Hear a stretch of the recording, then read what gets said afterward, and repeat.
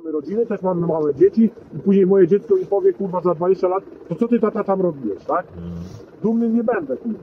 Nie dość, że zwierzęta dokarmiamy, sami musimy dokładać do własnego jedzenia, to jeszcze ich dokarmiamy. Myśmy ich nie karmili, proszę pana, rodzin z dziećmi. Te dzieci by tutaj niejednokrotnie nie przeżywały. Nawet dawaliśmy im węgiel, drewno, im dawaliśmy jedzenie, picie. Sami często za swoje pieniądze, bo jest u nas jak jest, niestety. Wojsko jest jak jest. Sami kupowaliśmy zakupy, nawet te fajki człowiek piszą w tym ludzie. Nam też jest żal, bo ja też mamy dzieci. Ale to ja panu powiem. Że ci ludzie potrafią opowiedzieć o takich zachowaniach, o których pan mówi. Potrafią to docenić. Nam też Żeby jest pan wiedział, żal. żeby pan wiedział, że oni potrafią o tym Nam też mówić. jest żal, ale to nie jest...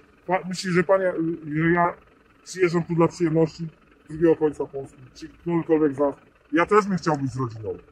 Proszę Ale pana, dzięki czy pan temu- myśli, Czy pan myśli, że jak, nie wiem, że jak aktywista udziela pomocy w lesie takiemu człowiekowi, czy to też robi z przyjemności? No nie, jest ratuje przed tym, żeby ten człowiek nie znał. Tak, my też ich ratujemy. My nie jesteśmy z PiS-u, niech pan nam wierzy. Nam też się nie chce, kurwa. Jeżeli to ode mnie by, jeżeli to by od nas zależało, to byśmy kurwa ich przepisali, biorą jakąś procedurę azylową, ale my nie. My mamy też rozkazy. Teraz mamy chorego z nienawiści, przepraszam, małego człowieka, ale są też tacy ludzie jak ja, jak kolega, że kurwa nie partyjni. Jest pan Andruszkiewicz, jest humanitarny, to nie ma sensu w ogóle dyskusji o takich ludziach. On kurwa historia jak rozliczyć. Ale nas. O panu Bąkiewiczu, bo dzisiaj są nominacje polityczne, nie nominacje kurwa. I my to wiemy, żołnierze. Strażnicy też to wiedzą. I tak jest. Kurwa, takich żołnierzy jak ja jest dużo. Dobrych żołnierzy. Niestety. I jak przyjdzie kryzys, to my będziemy walczyli.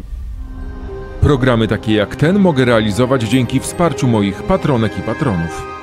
Dołącz do tego grona na patronite.pl/Czaban robi raban. Jeżeli cenisz moje dziennikarstwo, możesz postawić mi kawę na portalu Buy Coffee.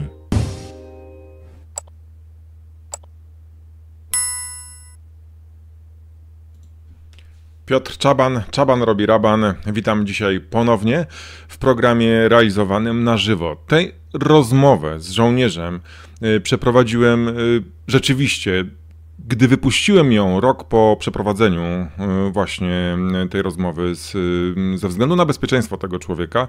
Wypuściłem to nagranie w kampanii wyborczej do parlamentu, żeby pokazać wam, co naprawdę myślą żołnierze, którzy są tutaj na pograniczu. Pojawiały się komentarze poddające w wątpliwość wiarygodność tego nagrania, mówiące o tym, że to jest jakiś podstawiony człowiek, a to nagranie zostało zrealizowane, nie chcę mówić może też ze względu na bezpieczeństwo tego człowieka dokładnie gdzie, ale w sumie niedaleko miejsca, w którym mieszka mój i wasz dzisiejszy rozmówca Mirosław Miniszewski, którego już za moment powitamy na antenie. Witamy cię, Mirku, słyszymy się? Dzień dobry, tak. Mirek Miniszewski, pisarz, filozof, aktywista Podlaskiego Ochotniczego Pogotowia Humanitarnego, człowiek, który jako pierwszy dał znać światu, że na pograniczu polsko-białoruskim dzieją się okropne rzeczy, że w Usnarzu Górnym w sierpniu 2021 roku grupa ludzi, rodzin koczujących pomiędzy służbami białoruskimi i polskimi prosi o pomoc i czeka na tę pomoc. Od tamtego czasu wydarzyło się wiele. Historia pokazała, że czasami tym tematem świat, Polska się interesowały, a czasami nasi rodacy chociażby też zapominali, że coś takiego tutaj ma miejsce. Teraz znowu jest gorąco. Wraca z nową władzą strefa buforowa, ale jak mówi Kamil Syler, mój dzisiejszy gość, patostrefa 2.0. Wiele różnych informacji pojawia się, wiele różnych nagrań, filmów publikuje Straż Graniczna.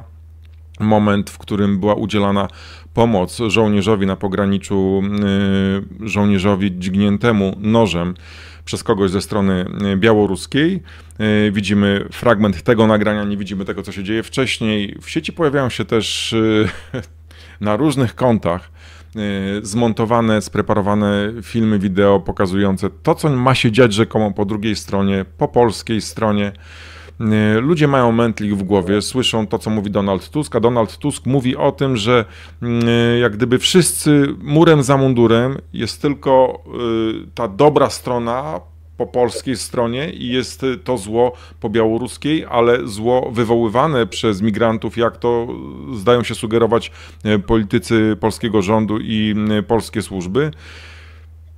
No to co jest grane w tym wszystkim? To do kogo my szliśmy z tymi plecakami? Komu nieśliśmy pomoc? Co teraz czeka i aktywistów na pograniczu, i ludzi w drodze, i mieszkańców? Jak się w tym wszystkim odnaleźć, Mirku? Problem jest, wydaje mi się, tak wielowątkowy i tak wielowymiarowy, że tym się powinno zająć analizą takiego zjawiska cały zespół ludzi. Ja też czasami już po prostu nie wiem, co mam myśleć. Po prostu nie starcza intelektu, wiedzy, żeby to wszystko ogarnąć, ale postaram się jakoś to do kupy złożyć. W ciągu tych 3 ostatnich lat różnica między tym, co wydarzyło się, kiedy był Usnasz, a tym, co jest dzisiaj, różnica jest taka, że przede wszystkim mamy wojnę w Ukrainie. I to zmienia bardzo wiele rzeczy, ponieważ z punktu widzenia takiego globalnego, no, znaleźliśmy się w sytuacji realnej wojny wschodu z zachodem. Ta wojna się już toczy, ona oczywiście nie toczy się w tej chwili na naszym terenie za pomocą karabinów, ale jesteśmy ofiarami ataku ze strony wschodu, czy tego chcemy, czy nie. I oczywiście ten problem migracyjny został w tym miejscu wywołany przez służby rosyjskie i białoruskie. Ale to nie jest tak, że Rosjanie stworzyli sam problem imigracji. Przecież to jest tak, że oni tylko otworzyli jakby kanał, oni tylko umożliwili transport. Bo ci ludzie, gdyby nie tutaj, to by byli przecież na południu Europy, byli gdzieś we Włoszech, gdzieś w Grecji, no wszędzie, tak? No, po prostu nic nie zatrzyma migracji ludzi, ponieważ oni odchodzą z miejsc, w których nie da się żyć. To jest jedna rzecz. Pod tym względem się nic nie zmieniło. Oczywiście wykorzystanie tych ludzi jako pewnej formy, jakby przedmiotowe potraktowanie tych ludzi jako materiału do dokonywania destabilizacji na granicy, to jest zupełnie inna sprawa. Jeszcze inna sprawa, bo tutaj wydaje mi się cały czas następuje taka, powiem to ładnym językiem, takim filozoficznym, kontaminacja, czyli zanieczyszczenie 2 wątków. Bo z jednej strony słyszymy o budowie tarczy wschód, o zasiekach, o fosach, o zmienianiu terenu, o budowaniu instalacji wojskowych, wieżyczek, bunkrów, ale z tego, co ja rozumiem, to ma być potencjalna zasłona przed armią białoruską czy rosyjską. Ale jakby kiedy słucham tych narracji jednocześnie w kontekście do imigrantów, no to ja mam wrażenie, że to się komuś to wszystko zlewa w jedno. Że budujemy tą tarczę wschód, żeby uniemożliwić uchodźcom wejść na teren Polski. Nie ma rozgraniczenia w ogóle tych dwóch warstw. Także nie widzimy różnicy między armią, potencjalną armią najeżdżającą Polskę, a ludźmi, którzy zostali wykorzystani jako no, takie, może nie żywe tarcze, ale no, żywe masy ludzkie do forsowania tej granicy, wykorzystując ich chęć dostania się do Europy. I to jest tak wszystko pomieszane, że próba wyjaśnienia tego no, wymagałoby to wszystko, żebyśmy od podstaw po kolei wszystko musieli wyjaśniać. Z jednej strony ja nigdy nie prowadziłem narracji polegającej na zachęcaniu kogokolwiek do otwierania granic. To my byliśmy pierwszymi, którzy mówili, jeszcze za rządów PiS, zróbcie coś, żebyśmy mogli jako ratownicy funkcjonować w tych lasach, spokojnie wykonując naszą społeczną działalność, bo my często napotykamy na sytuację, w której nie wiemy, z kim mamy w lesie do czynienia. Zdecydowana większość tych ludzi to są ofiary migracji, ofiary które żyją w swoich krajach, w których nie da się żyć, tak? Wystarczy przeanalizować jakby sytuację którejkolwiek z tych krajów, do której docierają do nas ludzie. Ona jest różna, tak? To nie jest tak, że sytuacja w Egipcie jest taka sama jak w Syrii. To jest różnica, ale to my też emigrujemy nadal, z Polski trwa emigracja do innych krajów, chociaż nas nikt nie zabija i nas nikt nie zabijał, tak? Zacznijmy w ogóle od tego, że emigrowanie to jest w ogóle natura człowieka, że człowiek jako człowiek jest tym, kim jest, jako gatunek i istota zamieszkująca planetę dzięki migracji, bo gdybyśmy nie migrowali, to ci nasi przodkowie zostaliby gdzieś na równinach, które dzisiaj znajdują się gdzieś pomiędzy Tanzanią a Kenią. Tam jest nasz naturalny habitat, stamtąd wyszedł Homo sapiens i gdybyśmy nie migrowali, to byśmy dalej tam siedzieli. No ale zamieszkujemy całą planetę w wyniku migracji. Przypominam na przykład Amerykanom, że nie zamieszkują u siebie w tym znaczeniu, tak? Oni byli nielegalnymi imigrantami, sforsowali morze, żeby zająć kontynent, który był zamieszkany przez innych ludzi, którzy nie mogli się bronić przed Brytyjczykami, przed Niemcami, Holendrami, Włochami, Irlandczykami, całą Polakami, którzy też tam przecież do Stanów jechali. To było kosztem życia Indian, Native Americans, tak jak się dzisiaj mówi.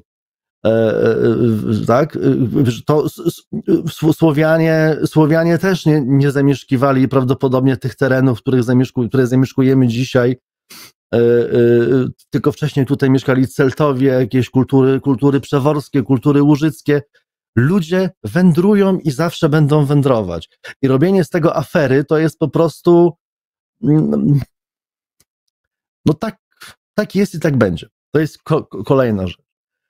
Ale największy problem polega na tym, że mi się już nie chce gadać, ponieważ od 3 lat ja mam wrażenie, że z tego gadania nic nie wynika.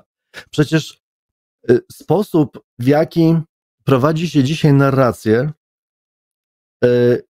kolejny raz próbuje się ludziom udowodnić, że ludzie, którzy wędrują, stanowią potworne zagrożenie. Tak, żołnierz został ugodzony nożem. W ciągu 3 lat przez tą granicę przeszło 1 000 000 osób. 1 000 000 osób. 1 000 000 osób? To już bardzo odważne szacunki. W zeszłym roku 700 000. W zeszłym roku Niemcy mówili, że 700 000 osób przeszło do Europy ze wschodu w czasie kryzysu migracyjnego. Ja sobie nie wymyślam tych liczb. Chyba, że jeszcze mówisz o uchodźcach z Ukrainy. Dobrze, zmniejszmy tą liczbę o połowę, niech będzie 500 000 nawet. To na 500 000 osób jedna okazała się bandytą, który ugodził kogoś nożem. No przepraszam bardzo, jeżeli przyjmiemy taką metodologię działania, to ja uważam, że po każdym ataku kibiców na policję należy bombardować stadiony. Otoczyć te stadiony zasiekami, położyć tam miny, zbombardować te stadiony, albo w ogóle nie pozwolić tym kibicom wychodzić z powrotem do miasta, ponieważ kibice stanowili i stanowią realne zagrożenie dla bezpieczeństwa publicznego od zawsze. Ale jeszcze pytanie, na które nie ma konkretnej odpowiedzi, czy to aby na pewno był migrant, czego nie można też wykluczyć, czy to nie byli białoruscy prowokatorzy? Ja lubię myśleć dialektycznie, to znaczy, jak ktoś mnie zapyta, jakie ja mam poglądy, to ja jako takich poglądów nie posiadam. Ja posiadam metodologię do uzyskiwania wiedzy, czyli czy też do wyciągania wniosków, czy też uprawdopodobniania pewnych wniosków, tylko tyle. Nie mam poglądów jako takich. Mogę w konkretnej sytuacji się wypowiedzieć, co o niej myślę. I teraz tak, gdybym był takim bandytą białoruskim, to gdyby mi zależało na destabilizowaniu sytuacji i na tym, żeby wywołać konflikt, to bym spośród tych imigrantów odfiltrował sobie taką grupkę facetów, którzy mają takie patologiczne tendencje, psychopatyczne być może nawet, takich cwaniaczków. Wiadomo, że w każdej populacji się tacy znajdą. Wziąłbym ich sobie, powiedzmy, na 1000 osób bym sobie wybrał 10 i bym ich brał obiecałbym im kasę, nie wiem, pobyt, cokolwiek, dałbym jakąś obietnicę i bym ich wyszkolił, że mają robić to, co mają robić. I bym im kazał, wyjdź gnij nożem, weź rzuć gałąź, tak? No bo to przecież, umówmy się, to jest po to, żeby tutaj wywołać konflikt, dać pretekst tym bandytom ze wschodu, żeby coś się wydarzyło.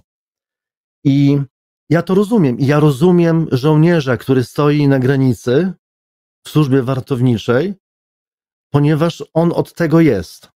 Ponieważ za tą granicą jest niebezpieczne państwo, które stanowi dla nas realne zagrożenie, zwłaszcza w kontekście tego, co wydarzyło się w Ukrainie.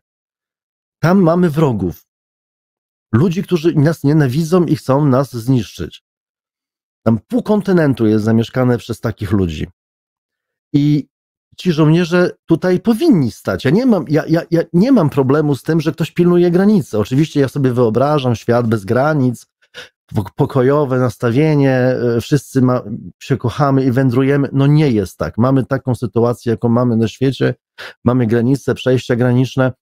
Ja też bym chciał wiedzieć, kto przechodzi koło mojego domu. Ja mieszkam 800 metrów od płotu, na pustkowiu, w odizolowanej kolonii. Ja chcę się czuć to bezpiecznie. Ja chciałbym, żeby przez tą granicę nie przechodzili ludzie, którzy mogą stanowić dla mnie zagrożenie. Ale nie myślę w tym momencie o jakichś konkretnych ludziach, że ci imigranci, ponieważ ja wiem, że w ciągu tych 3 lat ze strony imigrantów mnie nie spotkało żadne niebezpieczeństwo i żadna przykrość. Natomiast myślę ogólnie, tak? Granice muszą być pilnowane i nikt tego nigdy nie kwestionował. Byli tacy, którzy dyskutowali nad formami, nikt nie kwestionował tego, że te granice muszą być chronione. Problem polega na tym, że ludzie, którzy, powtórzę to jeszcze raz, jak po prostu taki stary belfer, który ciągle powtarza tabliczkę mnożenia i ciągle od nowa do emerytury mówi to samo. Nie lubię słowa aktywista. Ja uważam, że powinniśmy się określać mianem społecznych ratowników. Naszym zadaniem było ratowanie tych ludzi, którzy są w lesie w stanie agonalnym, głodu, chłodu, wyczerpania i tak dalej. To było nasze zadanie. I powtórzę to jeszcze raz, jak tą złożoną tabliczkę mnożenia. Mamy takie zobowiązania wobec każdego człowieka. My jako obywatele, ale państwo przede wszystkim. Powtórzę to jeszcze raz. Mamy zobowiązania wobec jeńców wojennych. Jeżeli będzie wojna kiedyś, nie daj Boże, i będziemy z tymi ludźmi ze wschodu kiedyś walczyć, to jak taki człowiek z tego wschodu odłoży karabin i się podda, to my jesteśmy zobowiązani tego człowieka oczywiście odizolować, ale zapewnić mu jedzenie, łóżko, lekarza i wszystkie jakby rzeczy, które wymagane są do tego, żeby podtrzymać jego życie. Nie możemy jeńca po prostu powiesić na drzewie, bo to jest zbrodnia wojenna. Więc ci ludzie, którzy się znajdują w tych lasach, niezależnie od tego, co uczynili, jeżeli umierają, zasługują na ratunek, ponieważ tak funkcjonuje nasz gatunek i nasza cywilizacja i nasza kultura. Tego uczy się nas od dziecka. Problem polega na tym, że od tych 3 lat nikt nie chce tego usłyszeć. I my prosiliśmy, błagaliśmy. Ile w ostatnich tygodniach było propozycji współpracy? Organizacja, w której jesteśmy, Podlaskie Ochotnicze Pogotowie Humanitarne, członkowie pokończyli kursy ratownicze. Chcieliśmy się wpisać do rejestru organizacji, które są jakby służbami ratowniczymi, takie same jak TOPR. Chcieliśmy funkcjonować na tych samych zasadach co TOPR. Nas nie interesowała w większości przynajmniej polityka.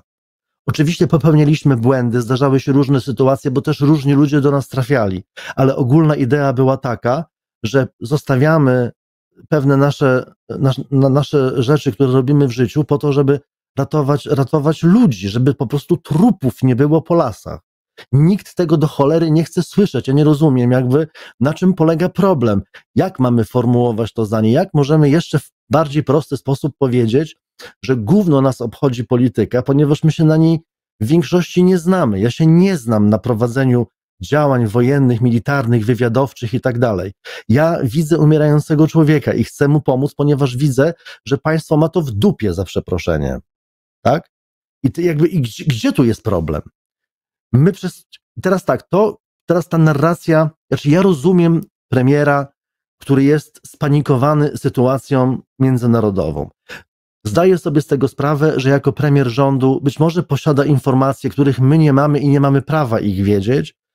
Są to informacje wywiadowcze na temat tego, co się dzieje po wschodniej stronie, bo my nie wiemy, co się dzieje po tamtej stronie.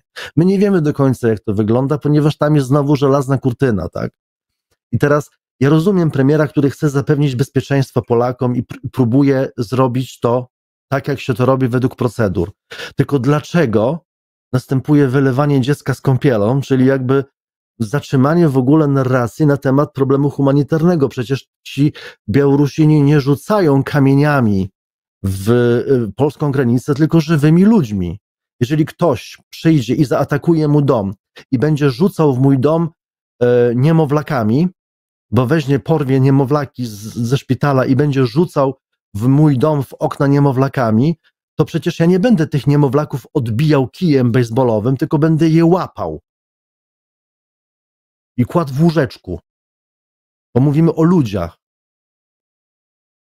Nikt z tych ludzi, którzy nas krytykuje, nie ma pojęcia, co my przeżyliśmy przez te 3 lata, co my oglądaliśmy. Tylko człowiek, który jest w tym lesie w nocy i widzi tego umierającego człowieka, człowiek, który wynosił trupy, których policja nie była w stanie wynieść, bo nie mieli siły, bo były takie sytuacje. Tylko ci ludzie mają jakby wiedzą, z czym mamy do czynienia. I dopóki ktoś tego nie zobaczy, to będzie pieprzyć głupoty. I ja mam w nosie te wszystkie jakby prawicowe, gówniane komentarze typu strzelać, typu rozstrzeliwać, typu działka. Niech oni sobie gadają co chcą. To nie są dla mnie partnerzy do rozmowy ci ludzie w ogóle. To jest jakby rozmawianie na takim poziomie, jakby to nawet mi nie wypada jako doktorowi filozofii i w ogóle cywilizowanemu człowiekowi. To są męty. To jest margines dla mnie, nawet jeżeli bardzo szeroki jest ten margines. Ja chcę rozmawiać o życiu ludzi, ja chcę rozmawiać o tym, co proponuje się nam.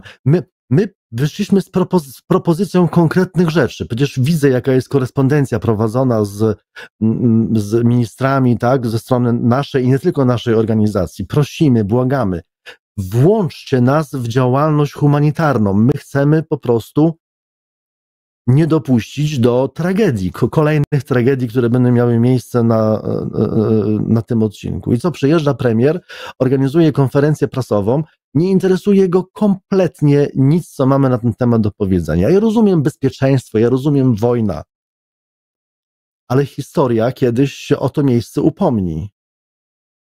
Tak jak upomina się o brzydkie karty w historii europejskich krajów, które nie pozwalały wjeżdżać na swoje terytorium prześladowanym Żydom. I pamiętamy to Francuzom, Rumunom, Węgrom, Brytyjczykom, Amerykanom. W zasadzie chyba tylko jedyny kraj, który nie ma czego się wstydzić, to jest Dania. Bo Dania w ciągu jednej nocy wysłała wszystkich swoich Żydów statkami do Szwecji. Wykorzystali cały możliwy transport państwowy, wojskowy i prywatny do tego, żeby ludzi, Żydów przewieźć do neutralnej Szwecji. I to się im udało. A poza tym wszystkie inne kraje mają na swoim koncie obrzydliwe po prostu wątki historii, na przykład francuskiej. Oczywiście tego się dzisiaj nikt tego dzisiaj nie przypomina, bo ludzie nie mają tendencji do analizowania historii, wyciągania wniosków, ale historia takich krajów jak Francja, jak już nie mówię o Niemcach, tak, które były powodem tego wszystkiego, ale takie, na przykład ta Ameryka, która nie wpuszczała tych statków pełnych uciekających Żydów, którzy musieli wracać i prosto z tych statków byli brani do obozów koncentracyjnych. My to pamiętamy i my o tym wiemy. Czy my, ludzie, którzy się tym interesują i jak ktoś ma ochotę, to może sobie te rzeczy przypomnieć. I jakby powiem tak, napisałem to dzisiaj Maji Ostaszewskiej, bo korespondowaliśmy. Maja Ostaszewska była jedną z osób, która była na tej konferencji parę dni temu w Warszawie i powiedziała kilka ważnych słów. I powiedziała mi tak, bo ona też jest zawiedziona. Mówi, że próbują swoimi kanałami przemówić jakby do ludzi z władz, natomiast to nikt nie jest nas słyszany.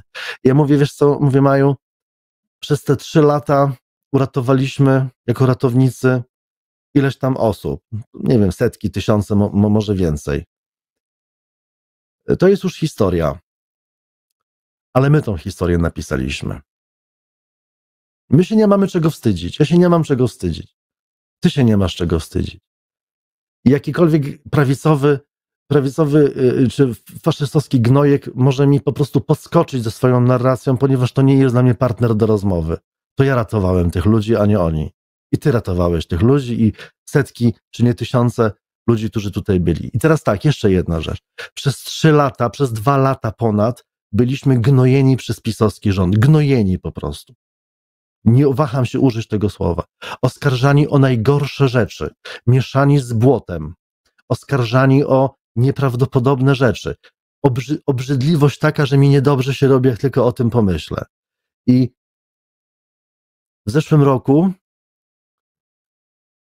posłuchaliśmy takich ludzi jak Adam Bodnar, jak Maciek Grzywno, jak pani poseł Jachira, która tu przyjeżdżała i wielu, wielu innych, a także pana Donalda Tuska, który mówił, że oczywiście, to są, prawie parafrazuję, ale cytuję jego słowa, no oczywiście granica musi być bezpieczna, ale na żadne niehumanitarne działania nie ma miejsca. Zresztą chyba Karolina Mazurek od naszej organizacji była na tej konferencji, tak?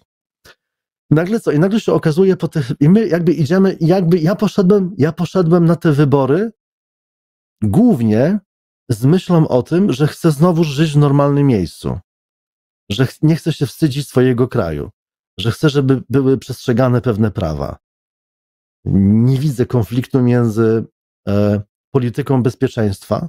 Jakby coś się na tej granicy działo, to jestem sam gotów wziąć siekierę i pójść jej bronić. Tutaj nie ma w ogóle dyskusji na ten temat. Tak? Jeżeli tutaj by jakiś Rusek wszedł i po prostu mi tu zaczął coś robić, to biorę siekierę i ze sąsiadami rozwiązujemy tę sytuację w sposób partyzancki.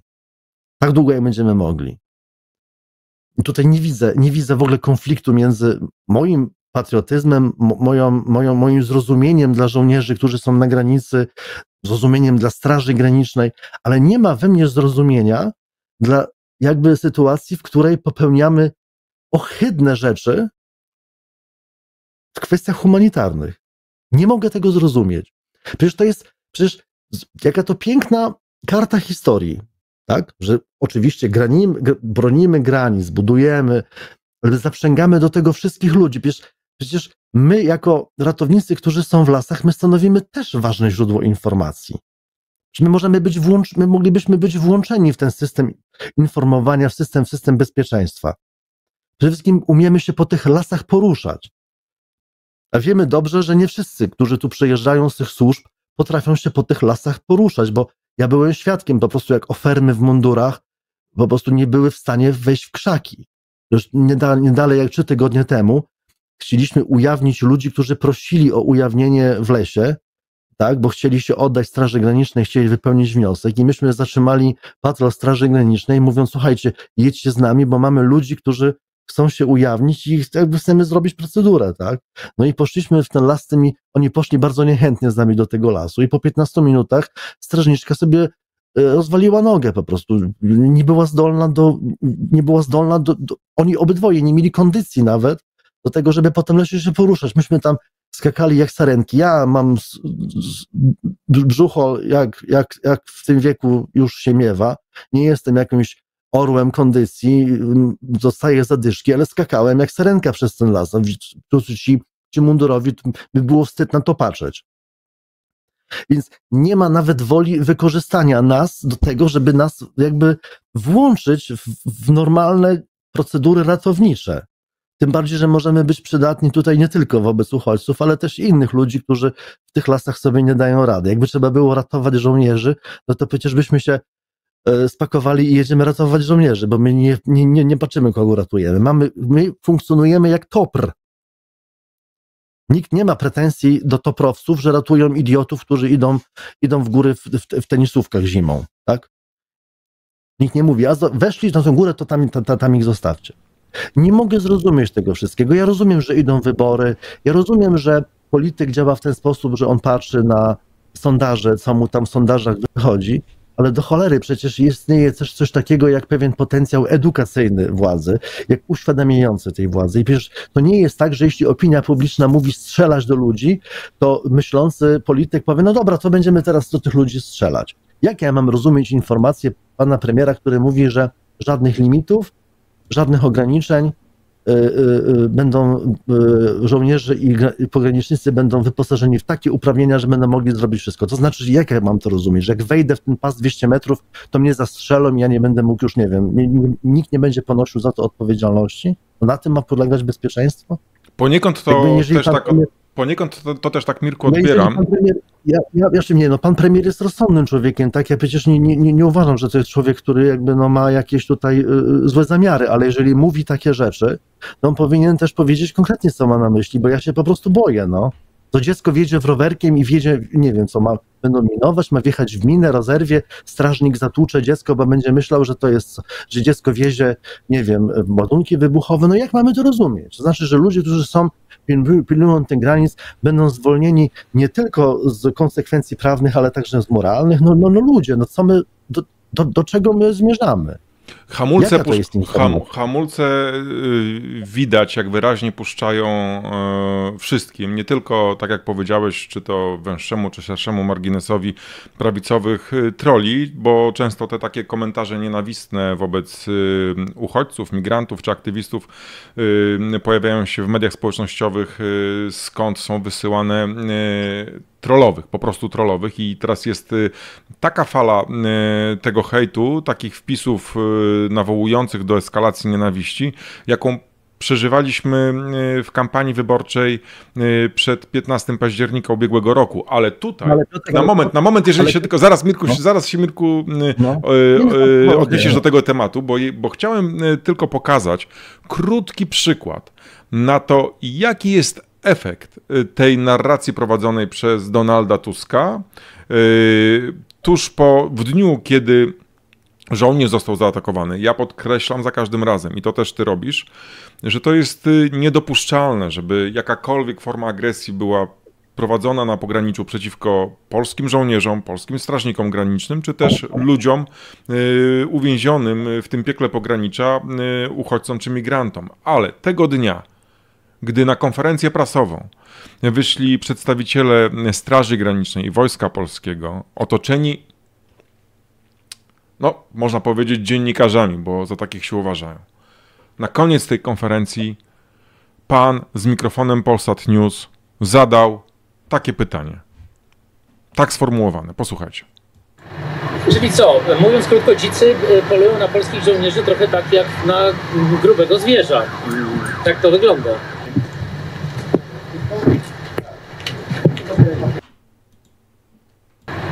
Czyli co? Mówiąc krótko, dzicy polują na polskich żołnierzy trochę tak jak na grubego zwierza.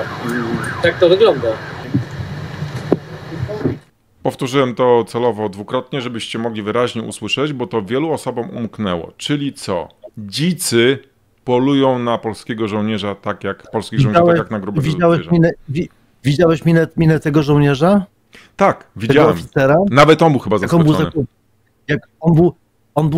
On był zażenowany tym pytaniem.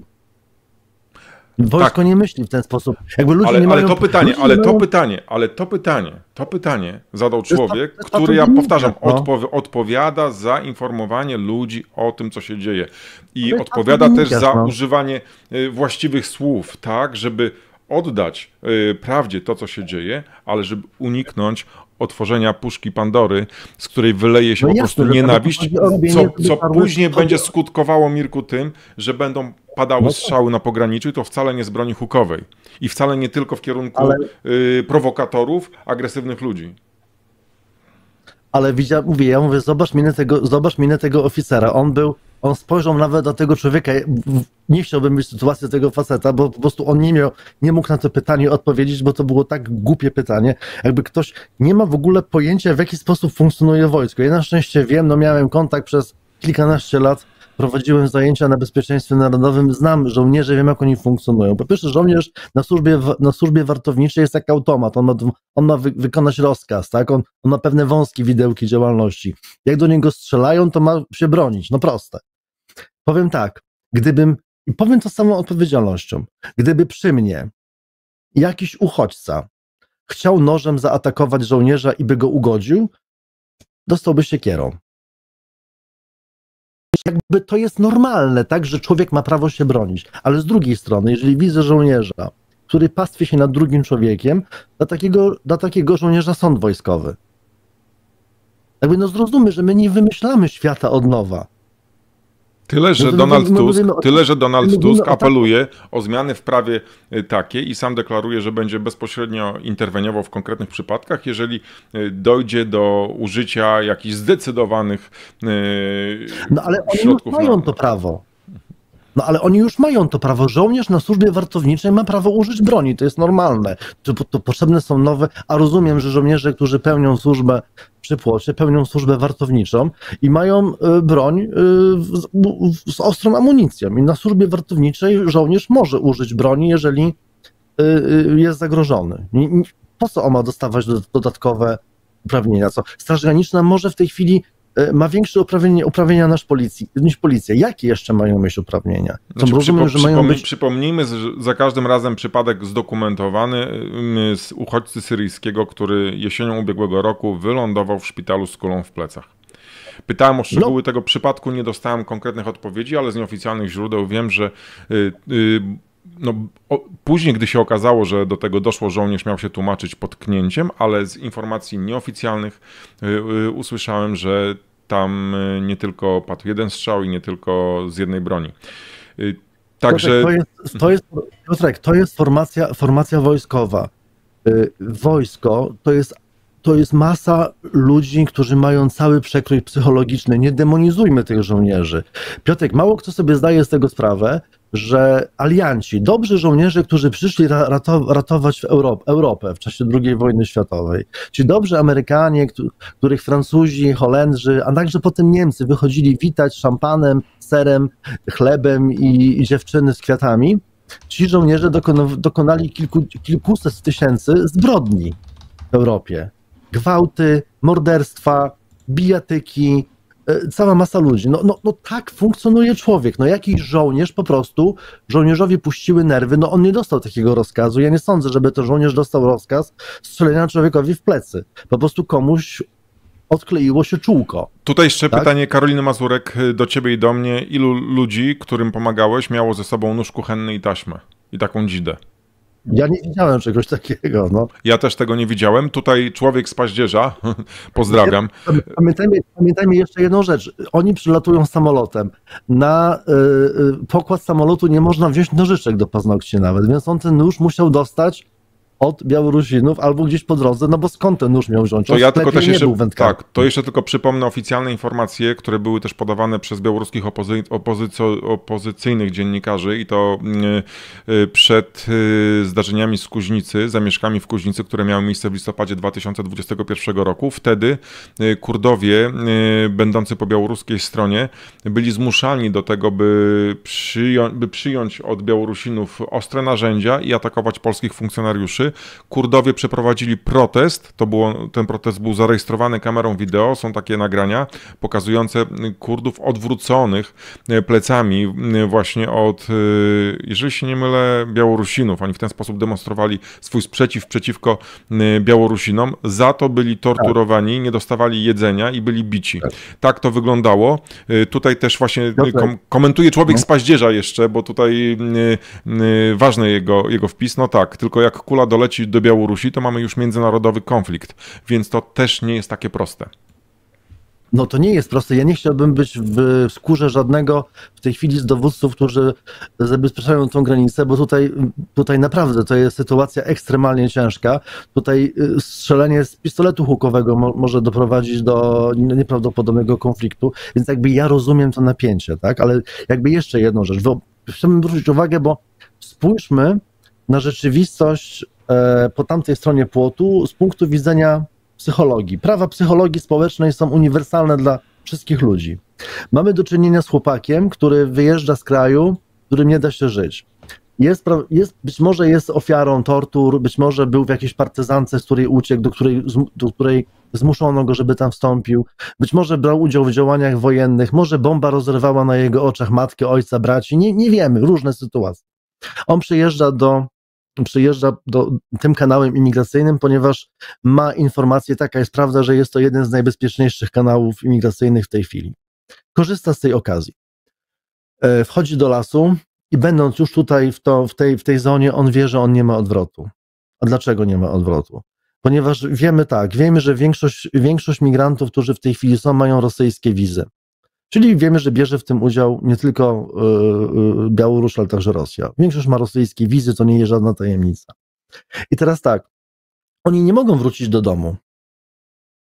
On tu przyjechał i on ma tylko jedno zadanie. Za wszelką cenę dostać się do Europy i poprosić o azyl, albo schować się tak, żeby nikt go nie znalazł i gdzieś dorabiać na kebabie albo w piwnicy, szyć komuś, nie wiem, do ubrania, czy w jakiejś szwalni, czy gdziekolwiek, nie wiem, zamiatać ulicę i przeżyć po prostu. Bo sytuacja jest taka, że oni są zmuszani, już wchodzą w ten pas, są zmuszani do forsowania tej granicy, ponieważ jak jej nie sforsują, to oni nie mogą się cofnąć. A jak się cofną, to co się z nimi dzieje? Jadą do ośrodków szkoleniowych w Rosji, Hindusi, Kurdowie, Turcy, Egipcjanie, wszyscy, cały świat i są wcielani do rosyjskiej armii i wysyłani do Ukrainy.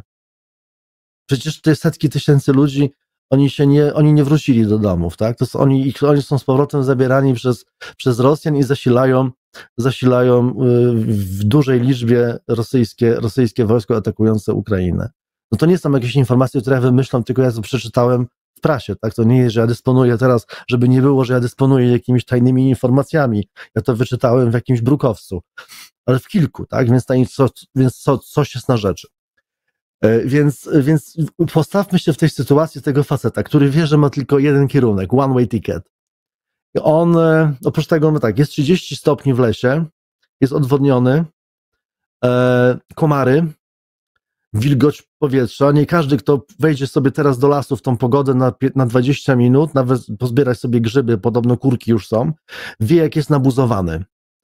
Ja sam chodzę nabuzowany i na przykład w domu wystarczy, jest taka pogoda i że ktoś mi tutaj w domu coś powie, co ja źle zinterpretuję, ja zaraz zaczynam się buldoczyć.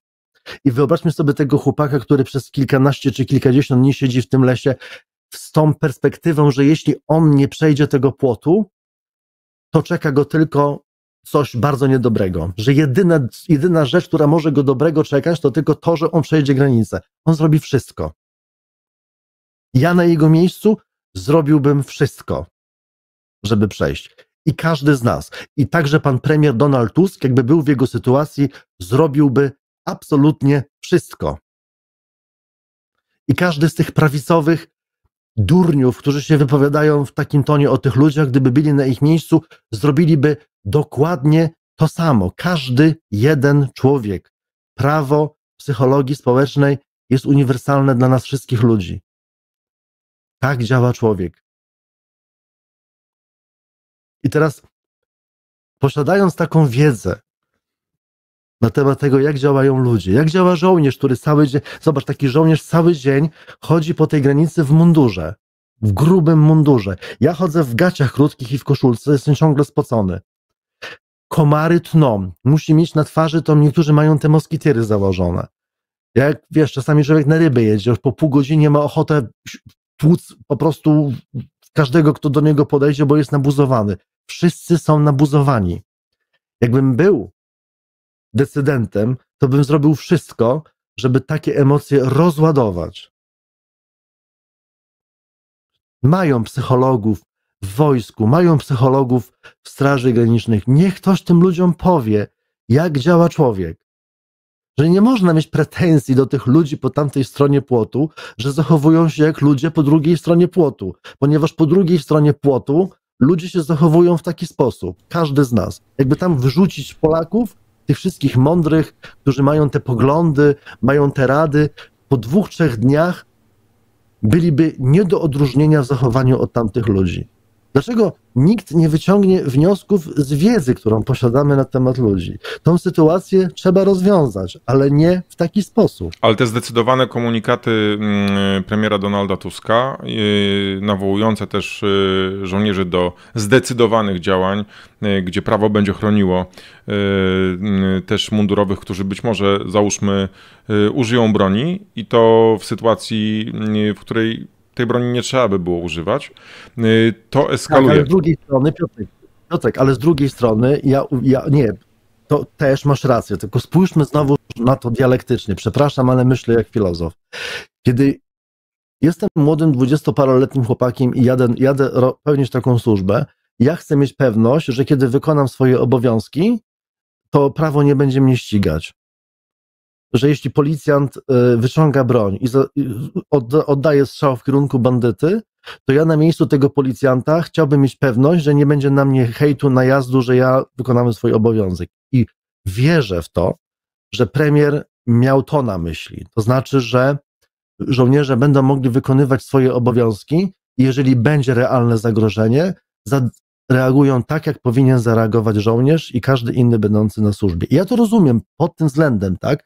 Tylko że chciałbym, żeby to było dopowiedziane, żebym ja miał pewność, że to chodzi o to. Ja bym też chciał... Ale jeżeli, Mirku, ale jeżeli w tym wszystkim premier nie mówi absolutnie ani jednego słowa o tej brutalności, łamaniu prawa na pograniczu polsko-białoruskim, o przypadkach pobić, o przypadkach o niszczeniu telefonów, o wyrzucaniu ludzi, tak jak pokazywałem to dzisiaj też w programie z Kamilem Slerem, wyrzucaniu bezwładnych osób, teraz będziecie mogli to zobaczyć, na Białoruś. To jest nagranie Podlaskiego Ochotniczego Pogotowia Humanitarnego, na którym widzimy, jak polscy mundurowi bezwładnego człowieka przez bramkę w płocie wyrzucają na drugą stronę. Piotrek, dobrze, ja znam ten film.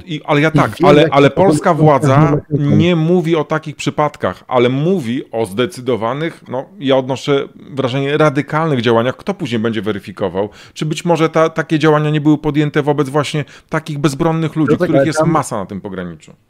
Ale tam w przypadku tego filmiku, przepraszam bardzo, ale ja muszę podejść do tego dialektycznie. Ja nie mam innej możliwości, zrozum mnie, że ja muszę, jeżeli ja nie mam konkretnych informacji i nie byłem bezpośrednim świadkiem, nie zbadałem tych osób, ja, mówiąc filozoficznie, muszę zawiesić osąd, a jeśli go nie zawieszam, to muszę się wypowiedzieć dialektycznie, czyli tak albo inaczej, bo inaczej to jest nieodpowiedzialne, co ja mówię. Ja nie wiem, czy widzimy to, co widzimy, w tym znaczeniu, że to jest robione z oddali. Ja wiem, że jedna z osób wtedy badanych przez lekarza była zawieziona do szpitala. Więc rozumiem, mogę to interpretować na dwa sposoby. Pozwól mi to zrobić. Śmiało. Po pierwsze, być może było tak rzeczywiście, że żołnierze wyrzucili te dwie osoby bezkrytycznie na drugą stronę płotu, ponieważ mają w nosie, dostali taki rozkaz. Ale weźmy drugą sytuację. Jedną z możliwości. Niektórzy mnie z naszej strony być może za to znienawidzą, przepraszam, że myślę głośno, ale nie mam innej możliwości. Zbadali te osoby i stwierdzili, że te osoby nie wymagają pomocy. Oczywiście pushbacki są nielegalne, to jakby do tego, tutaj nie mam wątpliwości, ale wątpię w to, mogę wątpić w to, żeby umierające osoby zostały wyrzucone po drugiej stronie, na drugą stronę płotu. I teraz użyję znowuż takiego modelu. Jestem jedną z tych dziewczyn, po to były dziewczyny z Afryki. Jestem jedną z tych dziewczyn, jestem w strasznej traumie, w stresie i widzę, jak inna dziewczyna, która wcześniej zemdlała i była w ciężkim stanie zdrowotnym, została wpuszczona, została wzięta i ona wysyła SMS-a tej koleżanka, że jestem już w otwartym ośrodku, tak? I co ta dziewczyna robi? Zrobi to, co ja bym zrobił na jej miejscu. Udaje chorą. Powiem więcej. Gdybym widział, że kogoś z rozwaloną nogą wzięli i wpuścili do środka, ja bym sobie wziął nóż i bym sobie tą nogę sam rozwalił. Ale pytanie, Mirku, pytanie. Nawet jeżeli by była to, Mirku, nie wiem, osoba, której życie nie jest zagrożone, która załóżmy nawet symulowała. To wideo nagrane przez konkretną osobę, wolontariuszkę Podlaskiego Ochotniczego Pogotowia Humanitarnego, pokazuje, jak polskie służby przekładają, wyrzucają taką osobą na drugą stronę. Takich pushbacków, takich wywózek było tysiące, dziesiątki tysięcy, może około nawet 100 000, jeżeli nie więcej, bo nie mamy dokładnych danych, mamy tylko to, co się gdzieś udaje wyszarpać, a przez rok trwania tego kryzysu było ponad 50 000 takich wywózek. Ale ja to powiedziałem. Ja oczywiście uważam, że ktoś już jest po polskiej stronie, powinien mieć możliwość zwrócenia się o azyl. Ale chciałbym, żebyśmy uniknęli narracji, bo taka narracja też jest, w której się mówi, że żołnierze umierające dziewczyny wyrzucili za płot. Nie wiemy tego. Nie badaliśmy tych dziewczyn. Nikt z nas nie dokonał nie dokonał zbadania tej osoby, nawet jeżeli z daleka tego pociemku nie da się zrobić. Ja nie chciałbym wierzyć w to, że umierające osoby zostały wyrzucone za płot. Jestem skłonny uwierzyć, że to po prostu był jeden z tych plugawych pushbacków. Konkretny inny przykład z grudnia 2021, kiedy decyzją, i to zostało potwierdzone faktycznie, do tego Straż Graniczna się przyznała, decyzją komendanta z Bobrownik, ponad 60-letni Syryjczyk został wyrzucony na Białoruś zimą i kilka dni później został odnaleziony tam martwy po drugiej stronie. Nie przeżył tego. No tak. To się wydarzyło. Pushbacki to jest plugawa część polskiej historii, będziemy kiedyś się z tym mierzyć. To jest odpowiedzialność tych ludzi, którzy to robią. My tych ludzi, którym udało się nie być pushbackowanych, myśmy tych ludzi wyciągali umierających z lasu. I teraz jakby, nie tylko Piotrek, żebyś ty mnie zrozumiał, bo może niektórzy mnie nie rozumieją. Ja staram się Ja przepraszam, bo akurat ja ciebie słucham jednym uchem, przepraszam, ale staram się to wszystko wyłapać, a z drugiej strony czytam komentarze i tutaj ktoś prosił o jakiś artykuł potwierdzający ten protest Kurdów i ja w międzyczasie, jak opowiadałeś, znalazłem ten artykuł chociażby też w Gazecie Wyborczej i to tu chcę gdzieś wkleić link i szukam tego komentarza z tym pytaniem. Także przepraszam, Mirku, kontynuuj. Nie, tylko spoko. Mi chodzi o to tylko, że staram się stopniować, tak, żebyśmy nie ulegali. Mówię, to nie jest tak, że my możemy mieć jakiś jeden pogląd na rzeczywistość. My musimy mieć metodę, i ty masz tą metodę, weryfikowania każdej rzeczy z osobna, bo my często nie jesteśmy świadkami, często dostajemy informacje, które są fejkami, także z tamtej strony. Przecież wiesz, w jaki sposób działa propaganda. Tu chodzi o to, żebyśmy wszyscy się skłócili. Ja mam wielki żal do premiera o to, że on nie chce podjąć rozmów z rozsądnymi ludźmi. Bo to nie chodzi o mnie. Ja nie mam potrzeby z nim rozmawiania, bo ja nie jestem na tym poziomie jakby w ogóle. Chociaż mógłbym, gdyby mnie zaprosił, chętnie bym z nim pogadał.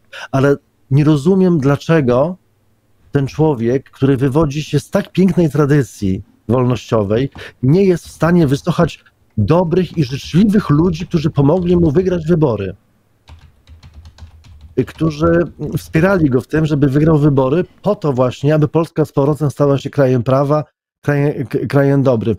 Nikt z nas nie kwestionuje konieczności bronienia granic. Dlaczego to się wszystko miesza? No Mirku, no właśnie. I teraz też, bo myślałem, że będziemy o tym rozmawiali. Mirku, bo myślałem, że właśnie dzisiaj będziemy o tym rozmawiali. Dlaczego to się dzieje?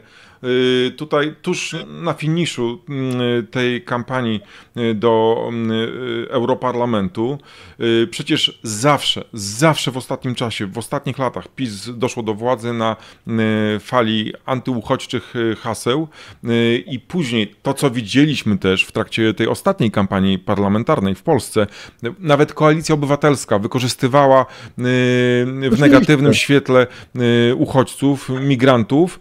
No i tutaj dlatego ja nie jestem zaskoczony tym, co się dzieje, ale to, co się akurat dzieje, ta eskalacja. Przecież od 3 lat mamy identyczną sytuację na pograniczu.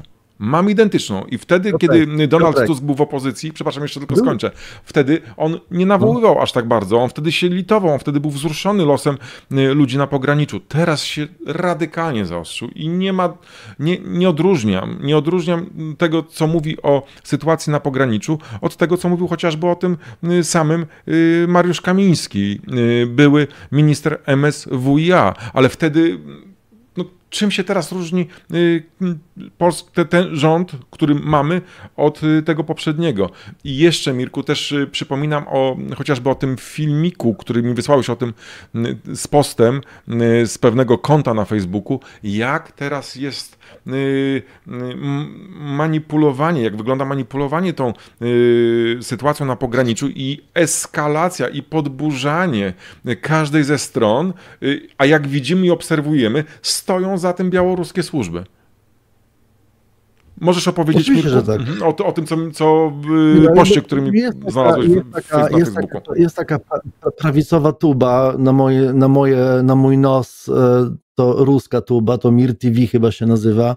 Przepraszam, może się mylę, ale to, co oni pokazują, to jest po prostu coś strasznego. No oni się pokazali taki filmik, radośni, brązowi chłopcy z drągami idą rozwalać polską granicę i taka wesoła muzyczka, taka wesoła narracja, że teraz ci polscy żołnierze dadzą odpór temu atakowi. No przecież tych sytuacji przy tej liczbie ludzi, która tam się przy tej granicy jest w tej chwili, się przewija, te incydenty z tymi konarami, kamieniami i procami wynikają ze statystyki funkcjonowania wkurzonej grupy ludzi. No w każdej grupie, jak pójdą rozpędzać bójkę pod remizą strażacką, to też policjanci dostaną po łbie od paru chłopaków z okolicznych wiosek, tak? No, gdzie drwa rąbią, tam wióry lecą.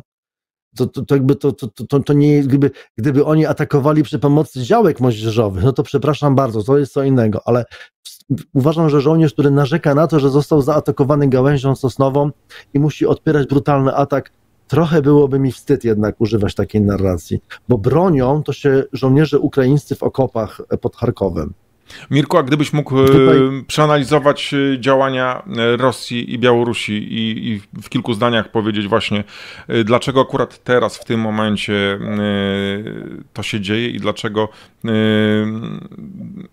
właśnie pojawiają się takie filmiki. Rosja wykorzystuje każdą sytuację w Europie, czy to dotyczy protestu, nie wiem, kucharek hiszpańskich, czy kogokolwiek innego, do wkładania kija w mrowisko, ponieważ chcą zdestabilizować Europę i każdą naszą wewnętrzną awanturę będą podkręcać, jak to się mówi, podjudzając jednych i drugich. Jedna osoba będzie wysyłała dwie różne informacje. Jednych będzie podburzać, drugich będzie podburzać. To tak jak wiesz, ktoś prowadzi taką politykę we firmie, że chce zdobyć stanowisko kierownicze, to skłóci ze sobą tych, którzy są kierownikami, tak żeby oni się wyeliminowali z pola gry, tak? On wchodzi dopiero na ich miejsce. No to robi Rosja. To są ludzie, którzy nie mają żadnych granic, żadnych skrupułów. Ale powiem jeszcze jedną rzecz. To nie będzie miła laurka dla wszystkich polityków. Ja znam trochę środowisko polityków, kiedyś kręciłem z dziewczyną, która była politykiem, już nieważne skąd, nieważne gdzie, miałem tam trochę styczności z tymi ludźmi. W momencie, kiedy zostajesz politykiem, to następuje taką maszynę ci wkładają do głowy i ci wyinstalowują aparat moralny z głowy. Wyciągają ci go, przestajesz być istotą moralną. Polityk to jest cynik. On myśli w kategoriach słupków poparcia. Zrobi wszystko, żeby zyskać poparcie. Wszystko. Dlatego polityka to jest najmniej moralna dziedzina, dlatego porządni ludzie nie idą właśnie do polityki. No przyjrzyjmy się chociażby Maciejowi Duszczykowi. Porządni ludzie siedzą w domach i prowadzą swoje własne interesy. Do polityki idą ludzie z negatywnej selekcji, ze skłonnościami psychopatycznymi, z niepohamowaną chęcią pełnienia władzy. Nie wierzę w polityków, którzy idą do polityki po to, żeby robić dobro dla ludzi. Dobro dla ludzi to się zapisujesz do PCK i pomagasz staruszkom umyć się i węgiel nie wziąć do piwnicy. Jak chcesz dobro, to idziesz do hospicjum robić, albo do schroniska dla psów, albo zakładasz fundację i tam czynisz dobro. Polityk nie jest zdolny do czynienia dobra. Więc jakby, gdybym był Donaldem Tuskiem, to bym wykorzystał oczywiście wszystkie możliwe opcje, żeby wygrać wybory parlamentarne. A ponieważ on widzi w sondażach, co żre, to mówi tak, jak chcą tego ludzie. Tylko, że to jest polityka bardzo krótkowzroczna. Bo widzę komentarze ludzi, którzy razem wszyscy stanowimy pewną społeczność w Polsce w tej chwili. To jest społeczność spod znaku zielonego serduszka, możecie z tego się śmiać, ale tak jest. Pomogliśmy wygrać te wybory, ponieważ chcieliśmy się pozbyć z Polski faszystów. I oczekujemy, ja nie oczekuję od Donalda Tuska, żeby nagle został człowiekiem o mentalności wolontariackiej. Dobrze, że on jest takim rekinem politycznym. Okej, ja to akceptuję, że polityk działa cynicznie, że wykorzystuje pewne sytuacje na własną korzyść i po to, żeby wyeliminować wroga. Ja wiem, że niedopuszczenie z powrotem PiS-u do władzy to jest absolutnie fundamentalna kwestia, tylko że trzeba bardzo uważać, żeby przy tym nie stać się kanalią, żeby pozostać przy tym cynizmie. Doradzałbym politykom, zostańcie sobie cynikami. Róbcie tą swoją politykę plugawą, bo to jest plugastwo, róbcie. Macie na to mandat społeczny. Tak działa polityka od zawsze. Ja nie mam z tym problemu. Tylko nie bądźcie kanaliami. Bo Dzięki, Mirku. bycie cynikiem jest akceptowalne od czasów starożytnych. Natomiast bycie kanalią się nie wybacza nikomu. Ja powiem tak panu premierowi. Ma pan, panie premierze, pełne moje poparcie, jeśli chodzi o zapewnienie bezpieczeństwa, bo ja mieszkam 800 metrów od płotu i bardzo się cieszę, że pan myśli również o moim bezpieczeństwie, ale bardzo proszę nie zmuszać mnie do tego, żebym był złym człowiekiem. Bo nie na tym polega jakby bycie patriotą, nie na tym polega bycie człowiekiem, który myśli o swoim kraju i myśli o bezpieczeństwie. Bo jak o tym się przestaje myśleć, to się idzie niestety w taką stronę, która już w XX wieku była testowana przez różnych polityków i to się chujowo skończyło dla wszystkich. Ja, Mirku, może przypomnę twój apel, który cały czas jest aktualny. Apel do premiera Donalda Tuska. Ty przed momentem też zaapelowałeś, ale tutaj na takim zmontowanym filmie pokazujemy przykłady na to, jaka wizja może zdarzyć się niebawem, jeżeli będziemy pogłębiali te rowy i zasypywali je nienawiścią. Moją jedyną motywacją do tego, żeby głosowałem na ten rząd, było to, że posiadając wiedzę historyczną na temat procesów, które zachodzą w systemach autorytarnych i takich, które dążą do totalitarnych rozwiązań, po tym, co wydarzyło się tutaj przy tej granicy, wiedziałem, że następne w kolejności są już tylko obozy koncentracyjne. Mamy baraki dla imigrantów w Auschwitz, w Majdanku, w Treblince, w Sztuthofie. Mamy dużo baraków zbudowanych tu przez Niemców. Należy im założyć chipy, tak jak się pieskom zakłada, a tańsze jest oczywiście numery na lewej ręce wytatuować i wtedy łatwo się ich znajdzie. Czyli Polska będzie śmietnikiem, tak jak do nas przewozili tiry niepotrzebnych u siebie odpadów.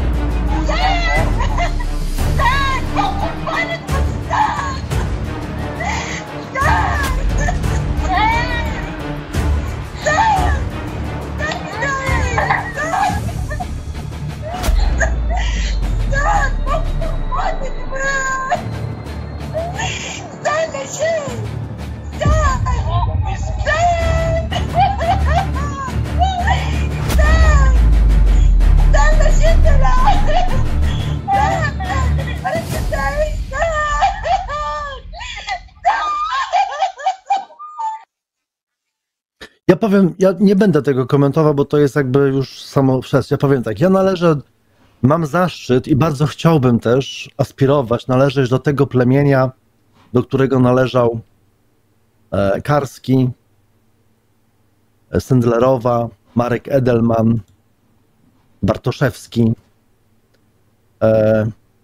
Tak? Chcę należeć do tego plemienia. I wydawało mi się, że pan premier pochodzi z formacji, która też chce należeć do tego plemienia.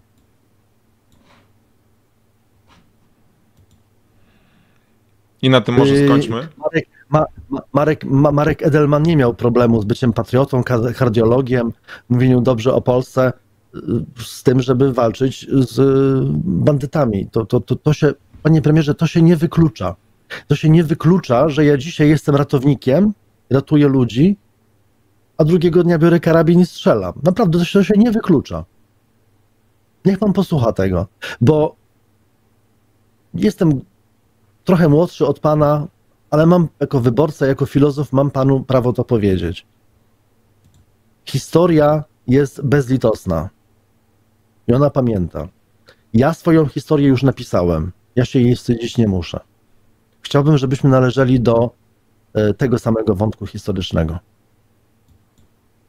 Dziękuję, Mirku, za te zdania, za opanowanie i za też takie, no twoje słowa, które wypowiadasz, one bardziej, wydaje mi się, tak odbieram, służą zrozumieniu, zjednoczeniu i temu, żeby to zło nie miało miejsca tutaj na pograniczu. I za to, Mirku, cały czas Ci dziękuję. Dziękuję, że znalazłeś dzisiaj też przestrzeń na to, żeby się połączyć i tutaj rozmawiać. Was, drodzy widzowie, zachęcam do wspierania Mirka, bo Mirek po długim czasie takiego bezruchu artystycznego, bo Mirek swoje musiał zapłacić za zaangażowanie na pograniczu. Wrócił Mirek ze zdwojoną siłą do działalności takiej twórczej, artystycznej, kreatywnej. Na Spotify głównie zamieszcza Mirek nowe opowieści i ze wsi obok, ale też horrory, które pozwalają w ogóle może też i zapomnieć o tym, co nas otacza i dzięki tym obrazom, które, Mirku, kreujesz w swoich opowieściach i które też naczytujesz, można się uśmiać zdrowo. Zdrowo, powtarzam, bo to jest potrzebne chyba dla każdego z nas tutaj na pograniczu. Zachęcam, odwiedzajcie profil Mirka, czytajcie jego opowieści ze wsi obok. Mirku, jak się nazywają te opowieści? Wieczorne. Opowieści wieczorne na Spotify. Nie, opowieści wieczorne dopiero mam tutaj w produkcji, one będą wypuszczone bardzo niedługo, ale na Spotify'u można znaleźć mnie po prostu pod hasłem opowieści ze wsi obok. Dziękuję też za wszystkie wasze komentarze. Przepraszam, że nie mieliśmy zbyt wiele tutaj możliwości. Może jakieś są tam, bo ja nie mam możliwości Są, no dobrze, to ja przeczytam, bo tutaj na przykład Małgorzata Weronika Ferwet napisała bardzo dużo. Tak. Należy bronić granicy wszelkimi środkami, ale nie wolno tego robić kosztem niewinnych ludzi wykorzystywanych przez Rosję w brutalnej grze. Państwo polskie powinno umieć oddzielać tych, którzy nam zagrażają, od tych, którzy cierpią. Znamy metody działania i sposoby ich realizacji, ale nie są skutecznie wykorzystywane. Na granicy jest źle i mówią o tym aktywiści, którzy pomagają, ale także mieszkańcy. Polska musi mieć przyzwoitą twarz. Rządzący mają dziś strasznie trudne zadanie. Muszą odstraszać od granicy i niestety dotyka to też niewinnych uciekających. Całą winę ponosi za to Putin i Łukaszenka. To ich musi Donald Tusk odstraszyć obecną retoryką. Myślę, że to, co działo się na granicy, to była jedyna prawda, z jaką PiS się z nami dzielił. Teraz jest dużo gorzej. Gdy koalicja doszła do władzy, dopiero wtedy miała możliwość pełnego wglądu w sytuację i dokumentację oraz pracę służb. Nieprawda? Bo to było jasne już od początku. Stąd moim zdaniem jest teraz u Donalda Tuska taki nacisk na poszanowanie pracy Straży Granicznej, wojska i policji na granicy. Nie sądzę, że jako człowiek nie zdaje sobie sprawy, jak powinno być. Mówił wiele razy o tym. U nas od lat nawalały wszelkie procedury związane z migracją. Wiemy, że rząd przygotowuje ustawy. Nie wszystko da się zrobić natychmiast, co nie znaczy, że nie boli mnie to, co tam się dzieje. Błędem natomiast jest moim zdaniem brak spotkania z aktywistami. Tutaj to wszystko było do przewidzenia. Tu wszystko było jasne. Donald Tusk też, będąc w opozycji, miał dostęp do wiedzy. Chociażby tej, którą ja przekazywałem i nadal przekazuję, tu nic się nie zmieniło. Był czas na przygotowanie polityki migracyjnej. Zresztą słyszeliśmy i z jego ust, i z ust też ludzi, którzy weszli do nowego rządu jeszcze wcześniej, zdania takie świadczące o ich humanitarnym podejściu do tego kryzysu, ale to wszystko się skończyło. I to, co mówił też Mirek, to, co też mówię ja, wystarczy popatrzeć na słupki sondażowe. Co warto mówić o granicy, o uchodźcach, żeby wygrywać wybory. PiS to doskonale wie, dlatego PiS wygrywał już wybory, szczując na uchodźców. Donald Tusk, uważam, też w zakłamywaniu całej prawdy o tym, co się dzieje na granicy, mówiąc tylko o ataku na żołnierza, co też trzeba podkreślić, trzeba o tym mówić, że tak nie wolno by się działo, ale nie mówi ani słowem o przemocy też ze strony polskich służb wobec uchodźców i migrantów. Nie mówi o tych pushbackach, nie mówi dokładnie, jak one wyglądają. Tak samo jak nie mówiła o tym Anna Michalska, a Cezary Tomczyk, zastępca ministra obrony narodowej, w Faktach po faktach mówił, że pushbacków nie ma i to było kłamstwo. Ja bym chciał kiedyś, żeby pan premier, może nie wiem, albo wyśle kogoś z rządu i niech przyjedzie, na przykład wtedy, kiedy odwozimy tych ludzi, którzy już weszli w procedury, jadą do otwartego ośrodka i my ich zawozimy, te dzieciaki, prawda, do jednego, drugiego ośrodka, oni przez 2-3 godziny siedzą z nami w samochodzie. Kiedy taki na przykład chłopak 20 lat albo dziewczyna mówi, wiesz co, jesteś pierwszą osobą, która uśmiecha się do mnie od 5 lat. Jesteś pierwszą osobą, która rozmawia ze mną normalnie od 5 lat. Jesteś pierwszą osobą, która potraktowała mnie jak człowieka od 5 lat. Niech zobaczy te dzieciaki. Niech zobaczy, jakie to jest zagrożenie. Tych lekarzy medycyny, których odwozimy, tych architektów, muzyków, inżynierów, chemików, mechaników, ale kucharzy, też pracowników budowlanych. Też pracowników budowlanych, zwykłych ludzi, też, którzy może nie mają do końca wykształcenia, ale też w tych takich zawodach, gdzie jest wskazana siła fizyczna, oni pracowali. Ja nie jestem z tych, którzy uważają, że granice należy otworzyć. W tym ładzie prawnym, w którym żyjemy, to jest nierealne. Ale zresztą, nie muszę tego mówić, bo też to Agnieszka Holland pięknie napisała to w krytyce tego, co się dzieje obecnie po stronie rządowej. Przecież my mówimy rzeczy, o których oni wiedzą. Tylko jakby ja rozumiem, że są te wybory parlamentarne, że jest to czy tamto.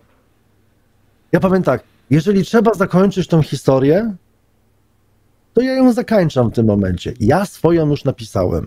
Jeżeli pan premier chce ją pisać w taki sposób, to proszę bardzo, ja będę tylko obserwatorem. Natomiast ja nie wiem, czy ja będę chciał żyć w takim kraju, identyfikować się z takimi metodami. Bo to przekracza moje... To przekracza moje po prostu zdolności pojmowania. Moje również. Mirku, bardzo Ci dziękuję. Dziękuję ślicznie. Jeszcze raz Was wszystkich, drodzy widzowie, odsyłam do kanałów w mediach społecznościowych Mirosława Miniszewskiego, który jest pisarzem cenionym, filozofem, wykładowcą akademickim, członkiem Podlaskiego Ochotniczego Pogotowia Humanitarnego, czyli ratownikiem humanitarnym. Dziękuję Ci, Mirku, serdecznie. Trzymam kciuki i do usłyszenia. Dzięki. Dziękuję też tym, którzy wspierają kanał Czaban robi Raban. Bardzo dziękuję patronom, tym, którzy ostatnio dołączyli, a są nimi Małgorzata Szczecina, Beata Just, Krzysztof Janina, Weronika Szawara. Cały spis moich patronów na zakończenie programu. Dziękuję też tym, którzy stawiają mi kawę na portalu Buy Coffee, tak jak Piotrek Jasiewicz, Natalia Oprowska, Anna Tołoczko, Maciek Tarmas czy Ewa. Też jeżeli ktoś chce wspierać działanie kanału Czaban robi Raban, zapraszam na stronę subpi.pl, a jeżeli jesteście ciekawi tych wiadomości z pogranicza, też odsyłam na stronę czabanrobiraban.pl. To tyle dzisiaj, 2 programy na żywo. Pierwszy z Kamilem Syllerem. Jeżeli ktoś z Was nie obejrzał, no to zachęcam do odtworzenia. No i ten dzisiejszy program też z Mirosławem Miniszewskim. Myślę, że bardzo cenny. Dla mnie na pewno. Dziękuję Wam serdecznie. Pożegnamy się właśnie tym podziękowaniami dla moich patronów i tych, którzy odwiedzają też mnie na innych stronach, gdzie można wspierać redakcję Czaban robi Raban. Wszystkiego dobrego, do zobaczenia.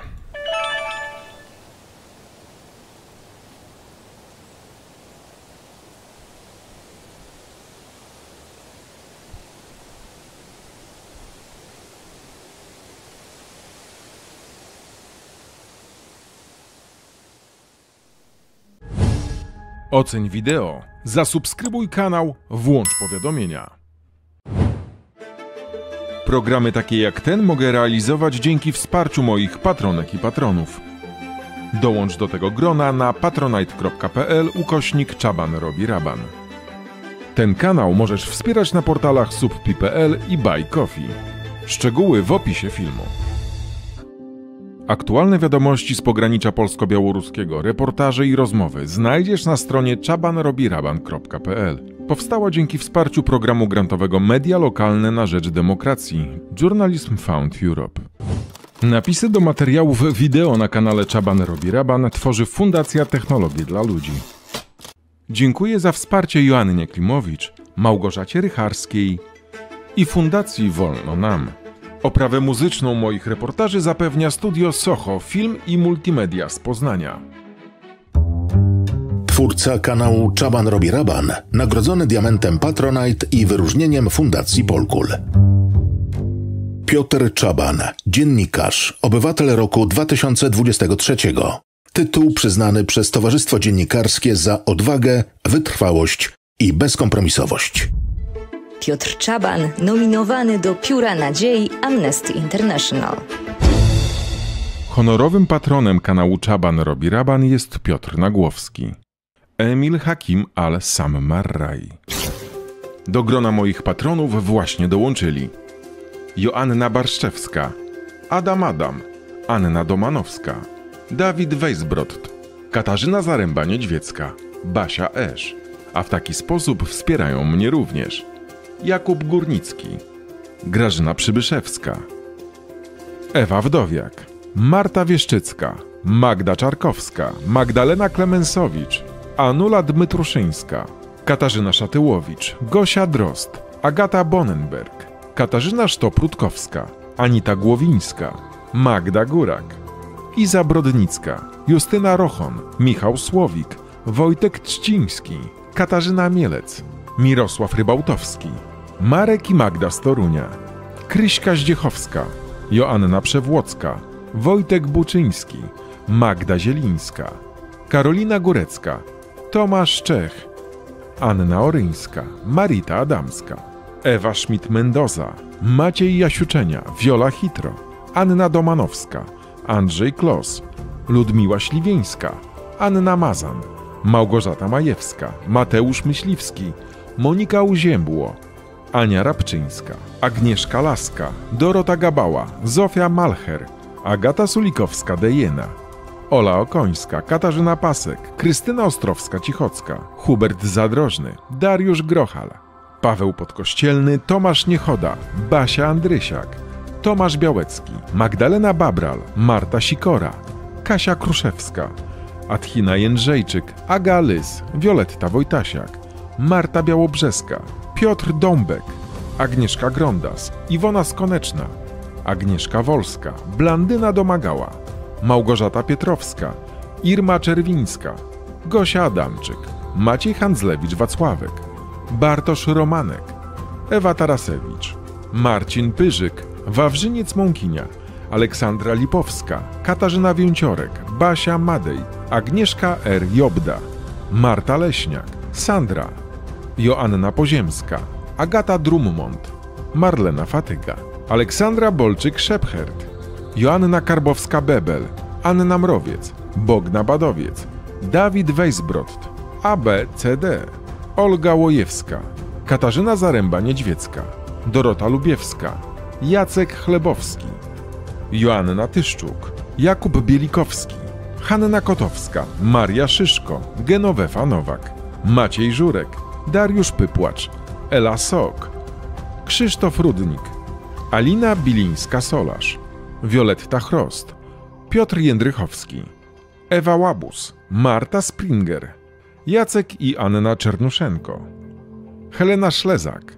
Krystyna Kozioł, Anna Kopydłowska, Dariusz Dudojć, Jolanta Malinowska, Błażej Marciniak, De Jacker Roslonek, Krzysztof Biniarz, Ania Pieńkowska, Piotr Sujka, Darek Łankowski, Kasia Skakki, Joanna Niebieszczańska, Bożena Nowak, Piotr Szyndlarewicz, Antoni Komasa-Lazarkiewicz, Anita Poddębniak, Marcin Pankał, Stanisław Choeft, Anna Pasikowska, Krystyna Lasota, Agnieszka Będkowska, Jadwika Jędryjas, Jolanta Tomczak, Marzena Jaszczak, Marzena Potepa, Ewa Kafarska-Pietrasik, Maciej Śliwa, Jola Barabasz, Adam Drabent, Katarzyna Dąbek, Krzysztof Dziedzic, Jacek Czernik, Tomasz Szczechowiak, Alina Geniusz-Siuchnińska, Andrzej Marszałek, Tomasz Zduński, Dorota Podgórska, Beata Sujka, Piotr Celiński, Katarzyna Frejlichowska, Anna Dormajer, Andrzej Dunaj, Ścibor Zawiślak, Stanisław Baran, Marek Durski, Anna Langowska, Robert Wieckowski, Maria Noska, Urszula Keczma, Adam Czarny, Łukasz Kostka, Janusz Bójko, Paweł Smater, Agnieszka Kurzyńska, Wiesława Grecka, Basia Esz, Beata Walatek, Teresa Fulbiszewska, Agnieszka Barszczewicz, Maria Antolak, Ewa Szczepankiewicz, Adam Myk, Janusz Gierucki, Dariusz Cygert, Tobi, Majka Duczko, Agnieszka Wrzaskowska, Anna Guzek, Karol Stańczyk, Anna Smenda, Arkadiusz Malewicz, Małgorzata Kłoszewska, Barbara Pomorska, Małgorzata Staszewska, Witold Ściślak, Miszka Otlowski, Jerzy Machnikowski, Arwo Pole, Maciej Reputakowski-Madej, Beata Piechocińska, Paweł Paceński, Patrice Senecal, Michał Kowalówka, Mateusz Wojak, Barbara Joanna Mrozińska-Badura, Karolina Baca-Pogorzelska, Lelek z 200, Danuta Dowiat, Gabriela Wiktorowicz, Krzysztof Mleczek, Robert Gola, Julita Białobłocka, Małgorzata Maj, Andrzej Rożdżeński, Ewa J.P., Katarzyna Szastok, Klara Półmrok i Iwanka Sudek. W ostatnim czasie jednorazowymi wpłatami na portalach Subpi i Buy Coffee wsparli mnie Maria Duczko, Luiza Schubert, Ewa, Danuta Rakowska, Marzena Podurgiel, Urszula Onichowska, Maciek Tarmas, Luba, Jadwiga Lewczuk. Wszystkim Wam dziękuję z całego serca. Jesteście częścią redakcji Czaban robi raban. Do usłyszenia i do zobaczenia.